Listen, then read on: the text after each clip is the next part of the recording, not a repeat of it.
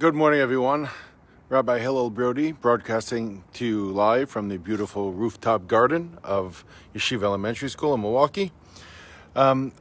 Yesterday, I saw a meme that said, the election is in 8 days, and that's like Hanukkah, but for anxiety.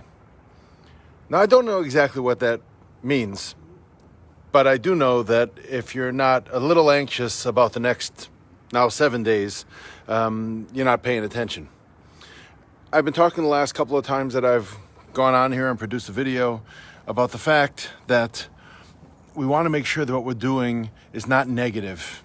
If we're angry at other people, if we're acting angrily at other people, let me say, you're not accomplishing anything. You're not being effective. You're not doing something which is productive. And that's all very true. But looking at it again, I realized I wanted to focus on something else, and that is, if we're feeling anxiety, what can we do about it? And really, if we're feeling anxiety, what can we do with it? Here, little connection issue. Hope people can still see this when it gets posted. Doing something which is positive can make a huge amount of difference. We talked about when I do something to make myself better, when I do something to reach out to somebody else. But specifically when it comes to anxiety, I've found, and I think there's probably research that backs this up, but that's irrelevant. I'm just making that up. I'm not making it up, but I can't quote it for you. Do we feel like we're in control? When I have anxiety, I feel like it's out of control. And the world feels like it's out of control. The country feels like it's just out of control. If I take a step, if I do something which is positive, I'm doing something which expresses my control, because that's what's in my control. All sorts of things are not in my control.